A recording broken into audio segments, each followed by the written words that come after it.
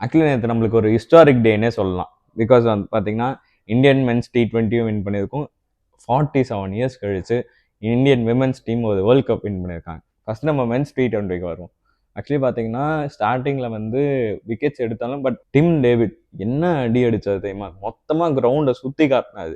அதுக்கடுத்து அந்த ஸ்டாய்னிஸ் அவரும் சும்மா இல்லை, ஒரு 50+ ஒரு 60 ரன்ஸ் அடித்து 188 கிட்ட ஒரு டார்கெட்டை செட் பண்ணி கொடுத்தாங்க.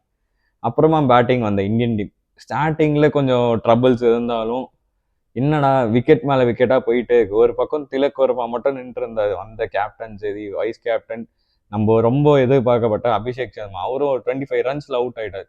இன்னும் ஒரு கிரிட்டிக்கலான சுச்சுவேஷன் போகும்போது வாஷிங்டன் சுந்தர், இதில் வாஷிங்டன் சுந்தர் முக்கியமாக சொல்லணும்னா பவுலிங்காக தான் எடுத்தாங்க. பவுலிங்கில் ஒரு ஓவர் கூட கொடுக்கல.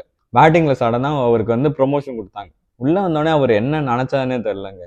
மொத்தமாக வந்ததுலேருந்து 6-4 அடிச்சு மேட்சை வின் பண்ணி கொடுத்துட்டு போயிட்டே இருந்தார். அதாவது எங்கேயோ வின்னே பண்ண முடியாத சுச்சுவேஷன்லேருந்து வின் பண்ணி கொடுத்துட்டு போனார். 28 இயர்ஸ் கழிச்சு எப்படி MS தோனி வின் பண்ணி கொடுத்தாரு, 47 இயர்ஸ் கழிச்சு இந்தியன் விமென்ஸ் டீம் ஒரு வேர்ல்ட் கப்பை ஜெயிச்சிருக்காங்க. அதுவும் சும்மா இல்லைங்க, நம்மளோட ஹோம் கிரவுண்ட்லேயே ஜெயிச்சிருக்காங்க. 299 டார்கெட். சூப்பராக தீப்தி சர்மாவும் கீழே ரிச்சா கோஷும் ஒரு பிளாட்ஃபார்ம் பண்ணி அந்த 299 டார்கெட் செட் பண்ணாங்க.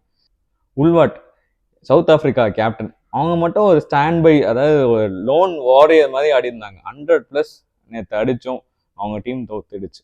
பிகாஸ் அவங்க மட்டும் ஒரு பக்கம் மட்டும் ஆடிட்டு இருந்து அவங்களுக்கு சப்போர்ட்டே இல்லாத மாதிரி போச்சாங்க. பிளே ஆஃப் த மேட்ச் நேற்று யாருன்னு பார்த்தீங்கன்னா ஃபைனல்ஸில் ஷெஃபாலி வர்மா 80+ ரன்ஸ் அடித்தாங்க. சும்மா இல்லைங்க, கார்னேஜ் காட்டினாங்க.